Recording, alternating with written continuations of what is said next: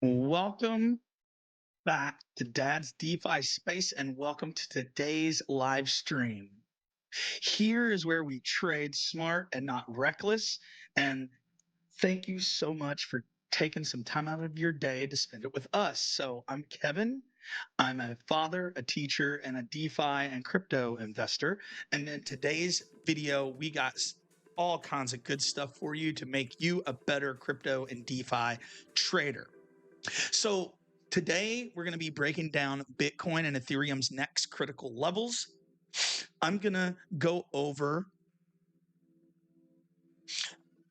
some strategies to be a better perpetual trader. And of course, I'm going to look at my grid bot strategy on Blowfin and Layer Bank, L Bank. But if you want real plays, real analysis, and zero fluff, this video, this live stream is for you. And before we begin, please like and subscribe and share that video out there with anyone who would benefit, get the word out, help support our mission. So let's take a look today, starting off just at general crypto market sentiment. Right now, we're taking a look at crypto bubbles, and you saw if you're here for the early part of the stream. What's crazy is some of our favorites pumped massively this week. We got Aerodrome, almost 13% up on the week. Avantis, which suffered almost a 70% drawdown. Our LPs look terrible that we ran in it, but it is back up 57%. And we're keeping an eye on it when we want to pull some of our principal out of those positions. Also, virtuals up 56%. So I'm probably going to sell a little bit off into USDC. Most of that I'm lending over on Moonwell Protocol. And if you'd like to keep up with what I'm doing in the markets, please go add us over on X at CryptoZone1013. Find us over on Telegram, join the free Telegram group. And if you're interested in any of our messages, our causes, and everything else, please consider joining Dad's DeFi Space. Also, before I get any farther, I want you to be aware, because this is time sensitive, check out our 20% deposit bonus with Layer Bank. This is only good for a short amount of time. Whatever you deposit, you will get 20% of that deposited in your account as USDT rewards that you can trade with and keep the profits. Now, taking a look at crypto market, you can see that we are right in between fear and greed, sitting between 26 to 28 on the 36 on the fear and greed index and 26 on the altcoin season index. Crypto market cap is sitting at $3.8 trillion. And over the last few days, ETF flows have been negative, but based off price action today, I wouldn't be surprised if we see ETF inflows go up early into next week, but we need to watch the market over the rest of this 24-hour period. Now, one of the most important things I wanted to take a look at today was Bitcoin exchange liquidations. We are now a little bit more balanced, but I wanted to point some things out and kind of what I've been thinking as far as my personal DeFi positions and trades. You can see that we have a crap ton of liquidity on the long side of the chart that could be liquidated if we get, the short side of the chart, if we get liquidated, sitting right at around 114,650. It is a huge amount. Like, we're talking $166 million, but we also have a whole lot sitting right on the slightly long side around 112 and 111. It's crazy. Now, right now, the price is sitting at 113,639, and it's hard to say what's going to happen, but I would not be surprised if we grab this liquidity up here at 14.5 sometime today, maybe tomorrow, hard to say, and then retrace back into the maybe 110 region, and they can grab all this liquidity also. And then you basically reset at that point, and we can continue on where maybe, just maybe, Bitcoin and Ethereum can head back up to all-time highs. But the Bitcoin exchange liquidation map, very important ones to check. Now, of course, we are only looking at this liquidation map on the daily, but we can take a look at the 7-day. You can see we're heavily skewed immensely, right, on the long side of things. And if we go at the 30-day, actually, that's kind of weird because a little bit more on the other side. But what's crazy is looking at this 7-day, we are very heavily skewed, and we can see a lot of liquidations. If we were to drop back down, as you can see, I mean, right here, you're looking at 3.6 billion. 5.96 billion. And I want to preface the first liquidation chart we were looking at, which is above it. This is on CoinGlass, by the way, is the Binance Bitcoin liquidation map. And then the one below is actually all exchanges pretty much combined. But if we get back down to 108, 9, you're looking at $3.6 billion worth of liquidations. You go back down to 106.8, you're looking at almost $6 billion of liquidations. So I do not see how we don't go back down and try to fill that CME gap, grab some of this liquidity before we continue on. That's going to affect our lending positions, our trades, and everything else. But if you stay around a little bit later in the video, you will see that you'll see how we are playing in these markets. Now, let's take a look at our Bitcoin topping signals. This is also CoinGlass, right? It's still 100% in the hold range. People are talking about this, but there are a few that signals, indicators that are a little bit on the hot side. For example, Pi cycle top is above 50%, Pure multiple is above 50%, and the rainbow chart. So these are two that have ticked up just slightly. I want to keep an eye on them because they're ones that I watch as the market becomes more overheated. Now, the two that are the closest are still Bitcoin dominance and the long-term holder supply. We're going to watch these because when this tops out, that is usually we're going to start to see more and more capital rotating into Ethereum. But if you know us, you know that we are heavy in ETH right now, waiting for that rotation. Now, let's take a look at Bitcoin chart real quick. Now, I'm going to zoom out just a little bit. Okay. Bitcoin very much has been trying to get above the bull market support band. And it's been very difficult for Bitcoin to achieve this just based off the sentiment and conditions in the market over the last few weeks. As you can see, if we go on the weekly chart, because it'll make a little more sense here on the weekly. On the weekly chart, you can see we touched up at the top of our range 3 weeks ago at 126,350, and we are now sitting right at 13,500, and we bottomed out on this weekly around 106.6, and then the previous one at 103.9. Now, could Bitcoin revisit close to the bottom? It could. Now, I'm going to freak out if we get all the way back down to 103, but I could easily see Bitcoin, if we go to the 4-hour chart, revisiting back to 111.6 for certain, or 111.2. So we're going to mark these on my chart because they're just kind of temporary. You may see this, who knows. And then it looks another zone right down here around 108. These show you kind of good opportunities if you want to be a little more aggressive, providing liquidity. You could go 107 to 111, 108 to 111, or if you want to go more conservative, 108.4 to 114.3. Remember, of course, none of this is financial advice. I am not a financial advisor. Please do your own research in this space. this is just the way I happen to be looking at the markets, right? But Bitcoin has been on an absolute tear.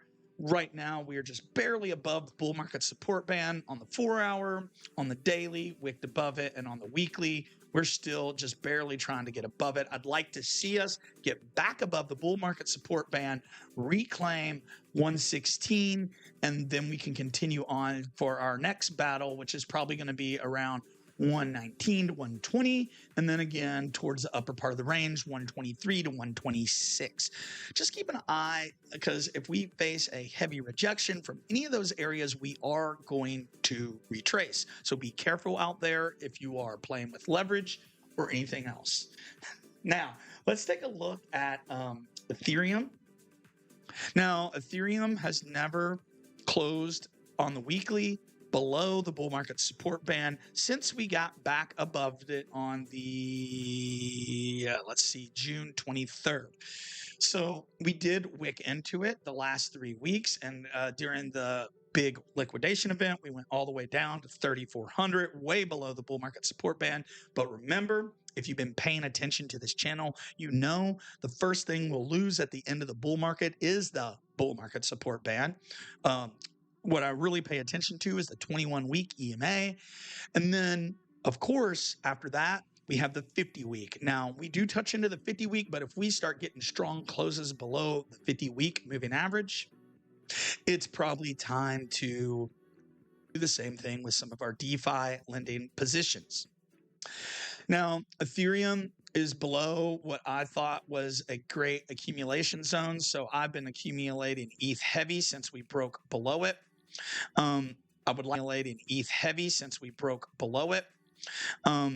like to see us get back above $4,500 marked on this chart, which is just a very strong support zone. Not anymore, or excuse me, used to be a strong. But I know not everyone is watching Bitcoin and ETH. You're into the altcoins, but trust me with this, it is Bitcoin and Ethereum that hold and control. Bitcoin dominance, obviously you see we have broken out of our uptrend as our descending channel. Bam, we broke right below it. I would love to see us regain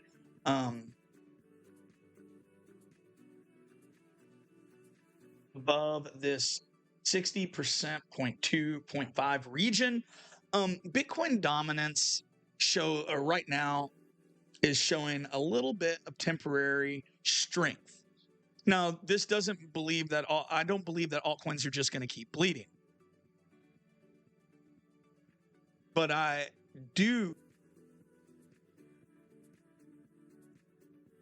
And we're going to reset our Wi-Fi and see, hopefully we don't completely disconnect.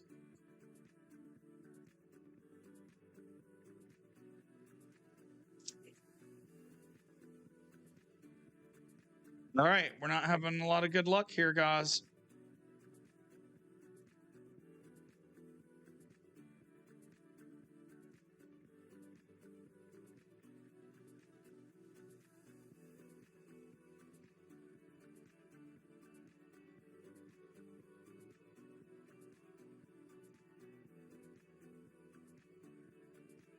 Terrible. All right, we're just going to keep moving, and hopefully the stream starts getting some better bandwidth here in a minute. It's hard to say. It's not looking too hot right now, though. Anyway, back to Bitcoin dominance. Bitcoin dominance broke down below. Altcoins went massively on the upside. As you can see, we broke completely below the bull market support band on Bitcoin dominance, and we're now getting back up into it. Now, I'm in the same camp as Benjamin Cohen of Into the Cryptoverse. We're going to have a much better alt season if Bitcoin can suck some of that liquidity back. And I know that's kind of hard to hear because those who are holding lots of altcoins, that's going to hurt. But we need that fuel to have that parabolic blow off top. And the fuel usually involves people either rotating back into stables or rotating back into Bitcoin. But now let's take a look at Total 3 real quick. And you can see that we broke below the 1 trillion area on the weekly. If you check the daily, we bottomed out around $446 billion of market cap. And now we are back above the 1 trillion area. That's awesome, because I'd love to regain this and get back up to 1.16 trillion.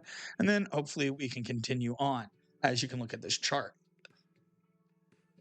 Do I believe this is going to happen? Yes, I do. And I actually believe it's going to happen a lot faster than you realize once it starts. It's just something to be very, very aware of during this market cycle.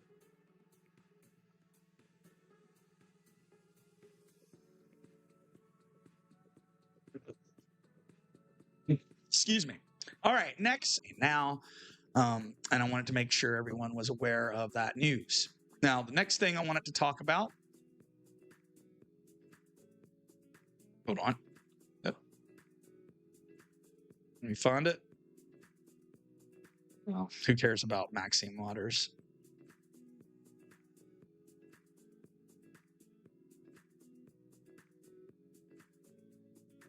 Here it is. Mr. Clean. I mean, Brian Armstrong, the CEO of Coinbase. He wants to bring the human life cycle on chain. And he's doing this with decentralized social media. Now, this CEO, Brian Armstrong, said on-chain fundraising could make capital formation more efficient, more fair, and everything, right? I believe they're doing the exact same thing, not just with fundraising, but they're doing it with social media. They're doing it with trading, as far as think liquidity providing, DEXs. There's a lot of changes coming. I want to be positioned in the base ecosystem for those changes. Now, let's move on. Enough about the news, and I want to take a quick look on how to trade perpetuals effectively. So we're going to be talking about how to effectively trade perpetuals safely on non-KYC exchanges. See, perpetuals, they give you leverage and they give you flexibility, but they can also magnify your mistakes to the point that you could wipe out your entire portfolio. So we're going to talk about a few things that you truly need to understand if you want to trade leverage. And if you want to help support the channel, you can check out our link for Layer Bank. Right now, they're running a reward special, 20% deposit bonus. And if you use our link, that's 15% off all of your trading, spot, and future perpetual fees. And over a long period of time, that can actually account for a lot of your profit. So use those links if you'd like to benefit and support the channel. Of course, they're affiliate links, but I appreciate your support. Now back to what we were talking about. So there are a few things that you really should pay attention to if you want to trade perpetuals. And it goes into a few categories. Number one, funding rates. How much leverage you use would be the second. Having a diversified access into different exchanges. Okay.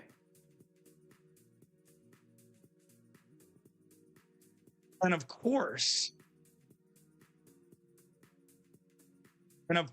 never ever invest more than you can afford to lose. So, of course, understand the funding rates of your exchange. A positive funding rate means the longs are paying the short. That is a bullish bias throughout the market. Of course, you know we like to contrarian trade.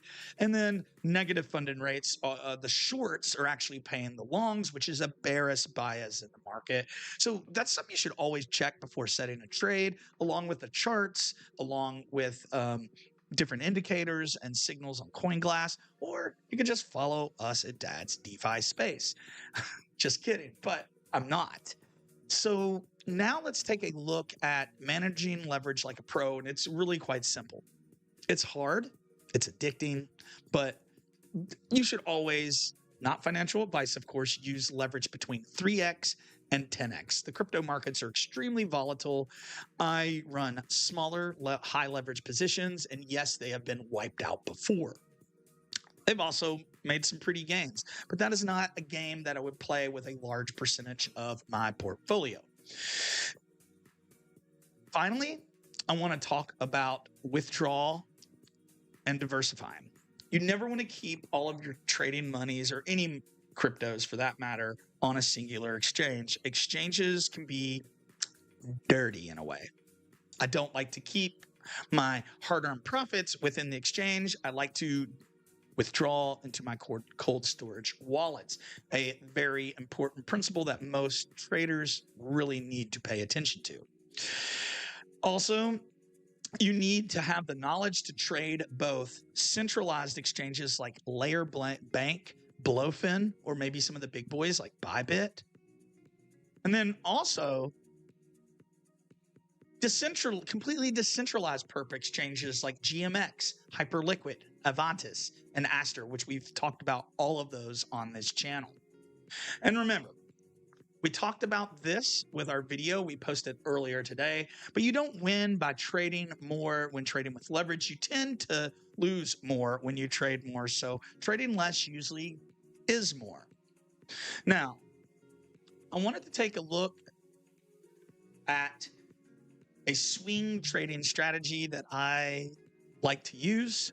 Of course, these are my trading techniques, but I wanted to go over the indicators that I like to look at, and then how I time and plan my entries and my exits. Okay. First and foremost, my time frame is usually weekly, but when I'm charting, I tend to use the daily and the 4-hour when trading.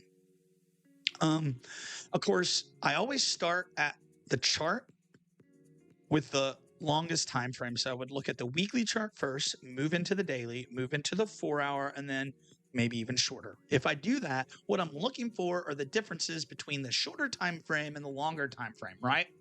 So my entry triggers are usually on the 4-hour time frame, sometimes the 1 hour, and that is precision timing. I'm usually looking at moving averages and sometimes the stochastic RSI.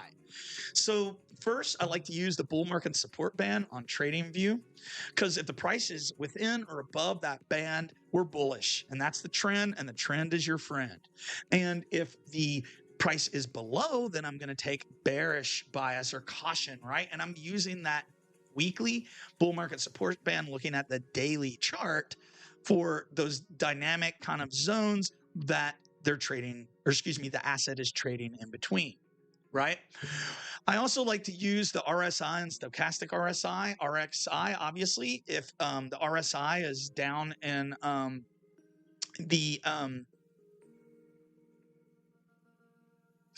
above the 60 region, up in 70s to 80s, that is way oversold, and I am probably not buying at that moment.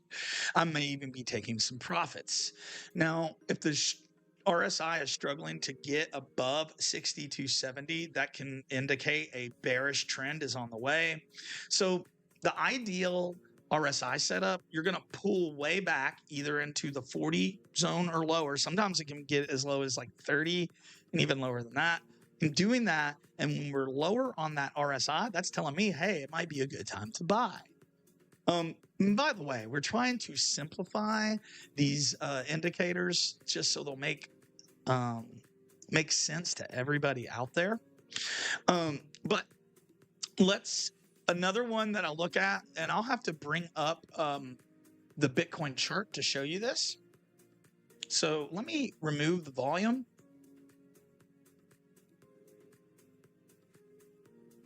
And then on top of moving the volume, I'm going to add in the stochastic RSI. And if you watch this channel, you know that I love to look at the stochastic RSI, which is another,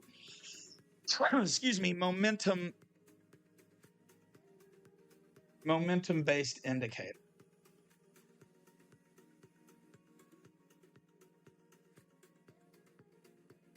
Let's clear all these off because it's reading like I have multiple indicators. So we're going to put the stochastic RSI on the Tau chart, and we're going to just check this out really quick. All right, so I can explain this. All right, you're looking at the weekly stochastic RSI and on the daily time frame, right? And you can see that we had a blue over orange cross right here. Now, we didn't dip all the way below. We kind of went up into the line, back down, and shot up. Whenever you have a blue cross, it usually indicates a bullish bias. As you can see right here, it is where the trend changed, right? And usually, if you get a blue cross down, let me find one right here, right? What did we have? A diagonal downtrend. So I'm going to mark these on the chart so it'll kind of pop out just a little bit more for you, right? So we can see one here, right? Stochastic RSI cross down, downtrend, right? Right here, what do you see? Stochastic R down. What do we have? An absolutely massive downtrend, right? It's crazy if you look at it this way. So what I really need to get you to understand is this indicator won't always show everything correct. It won't. Sometimes it gives a false signal. But I have found that this one is usually correct at least 70% of the time, sometimes even 80, 90% of the time. So it's an indicator I definitely look at, and it's one that you should consider adding to your tool belt. Now, let's go back and finish up our conversation. Now, let's talk about my entry conditions, right? If the price is above the bull market support band, right, and it's pulled back towards a previous resistance, that resistance is now acting as support, meaning it's tapped into it and not broken below it. The more it's happened, to an extent, the better. Of course, if we're trying to break through resistance, the more taps could actually mean we're about to go back down. So be aware of that. So I want to see the RSI not oversold, so lower than 50. And the stochastic RSI, I would like to see a cross up. And then that confirms a bullish entry, and I'm going to take that trade. Now, if you reverse those metrics, price below the bull market support band, a pullback into resistance on the daily, and RSI between 50 to 70, I'm probably looking for a short trade. And at the same time, you're also going to have your stochastic RSI crossing down, and it might even be a higher number, like above 80. Now, for exit strategies, I tend to look for swing highs, swing lows, and those become my kind of invalidation zones, and that's where I'll set my stop loss. If I decide to take a lot of leverage on the trade, then I'm going to set my stop loss much, much, much more aggressively and really close. Now, I use support and resistance zones to take my profits. I usually try to divide it into 4 zones, depending. I do allow that to be slightly flexible based on daily market conditions. And then, of course, you need to manage your trading portfolios. For example, you need to use lower leverage on these trades, 2 to 5x, in my opinion. I would rather utilize a little more capital, a little less leverage. If I do use high leverage, which I am running some high leverage trades right now, then you really need to aggressively be taking profits. And we've already taken profits on our last Ethereum long trades. Okay? So I'm going to leave you with this daily checklist. If the price is above the bull market support band on the weekly, the trend is bullish.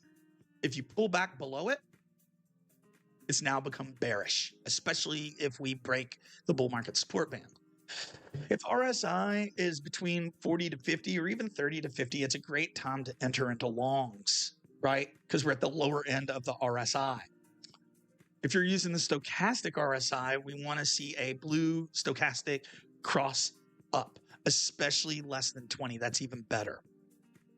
If you also during this time, you should pay attention to volume. If volume is going down, price is going up, that's usually not a good sign, and vice versa. If volume is going up and price is going down, that's not a good sign either.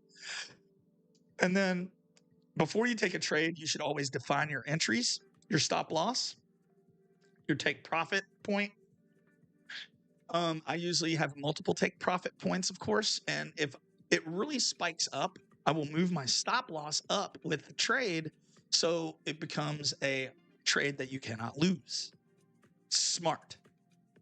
Now, if you have any questions about trading perps or trading spot for that matter, feel free to send me a message on Telegram at DADSDEFI1013 or join our free Telegram group at DADSDEFISPACE. And of course, support the channel by checking out our link for Layer Bank, a 20% deposit bonus and 15% off all trading fees, including perps. Also, we have good deals with Blofin and Weeks. And of course, we like to store our profits within Tangent wallets, unless we're providing some stables on Pendle Finance to earn and trade some yield. But that's a video for another day. Well, like I said, I hope this gave you a lot of good information. You kind of got a little mini perp trading masterclass with Dad's DeFi Space. So you're welcome. And of course, let's take a look at a couple of my trades before we move on to the next part of the stream. So right now, we're looking actually at the Avant chart, which has turned quite bullish today, as you can see. Yeah, quite bullish today. So we'll need to take a look at those positions. This is my Ethereum long on Layer Bank. We are up 125%, as you can see here, which is awesome. This is our referral code, but you can find that in the description if you'd like that 20% deposit bonus. I think it's awesome.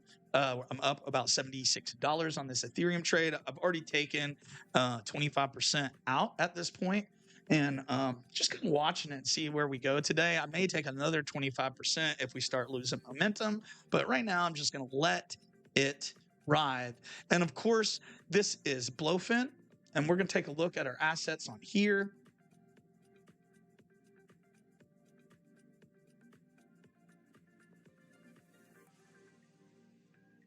I'm going into my futures account.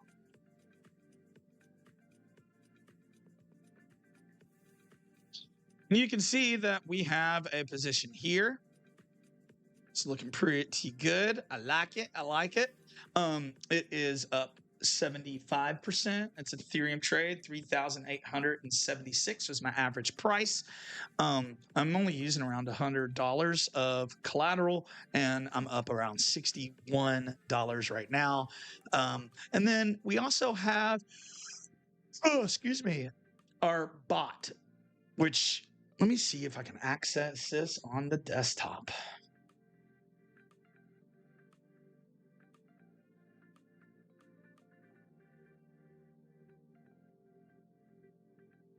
Oh, that's right where we were. It's crazy. It's not showing it here. Let's go back to our futures chart. I just saw them. All right. So let's actually go down and check out our trading bots, right?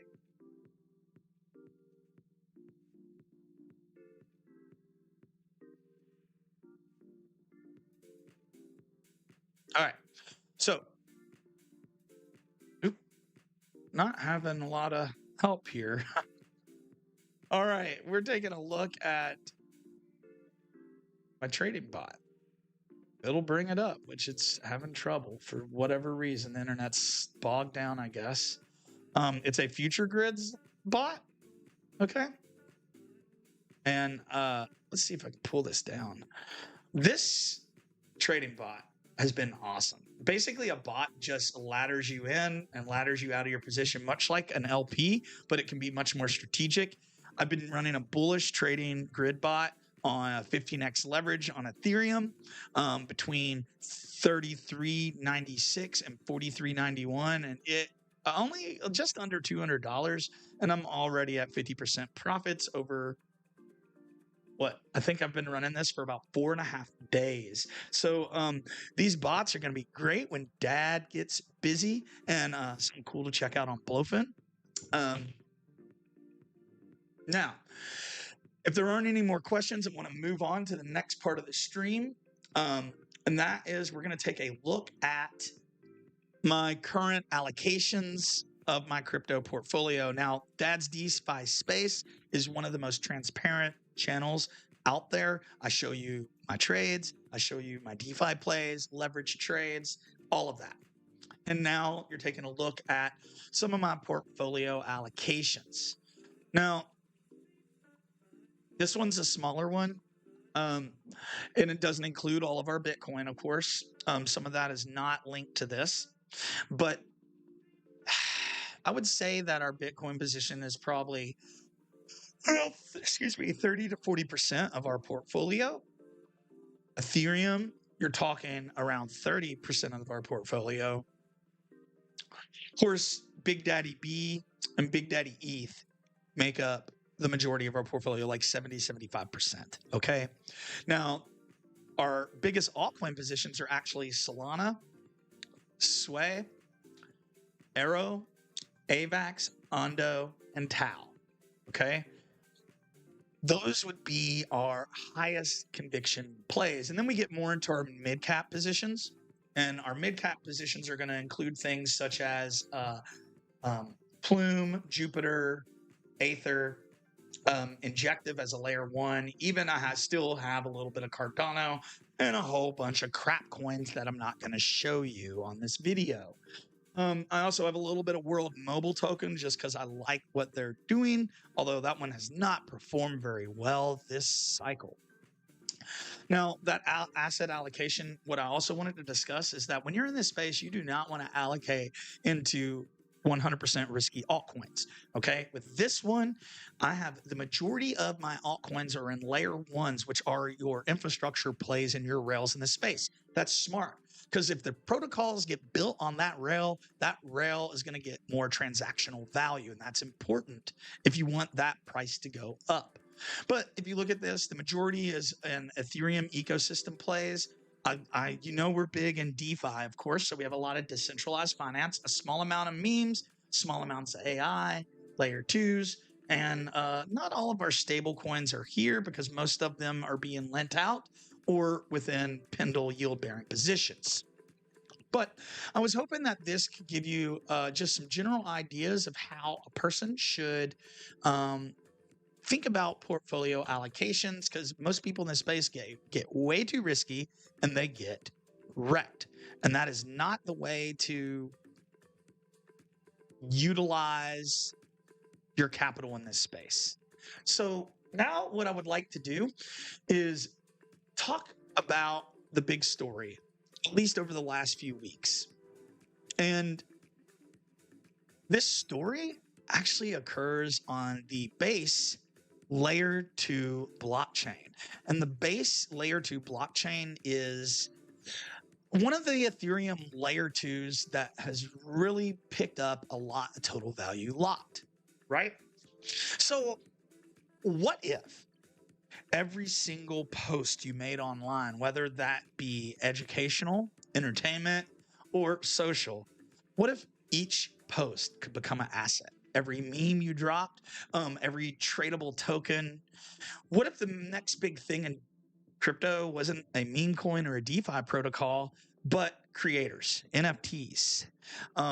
Welcome to the Zora network on Base, because this isn't just content. It's content and it's on the blockchain. And I really think that this could change everything if it doesn't fizzle out. And of course, I think this is going to be a great way for Coinbase to get many, and I mean many more customers in this space. So before we go any farther, these are micro cap coins and NFTs. This is a very risky game in this place. Okay, a very risky game in this place. And I want to make sure that you know not just the potential for gains, but also the potential for risk and loss.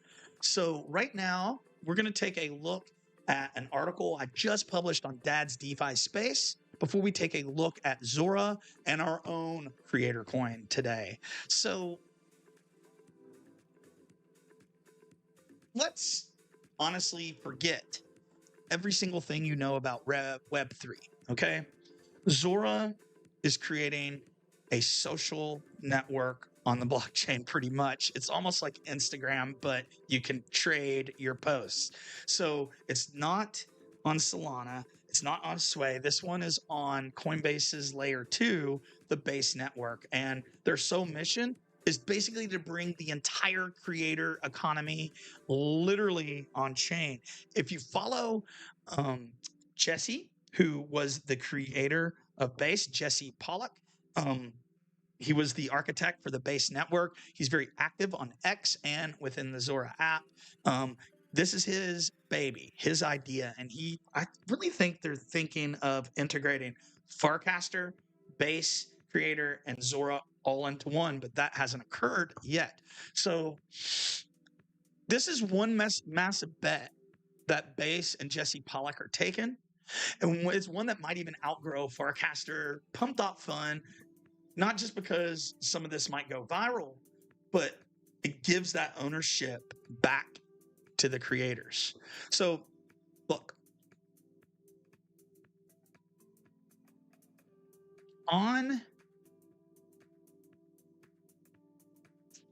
this is the Zora block or Zora network right here.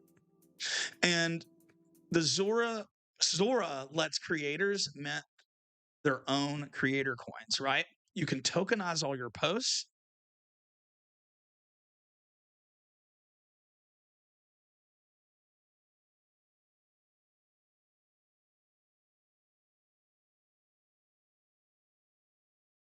Hold on, that was crazy.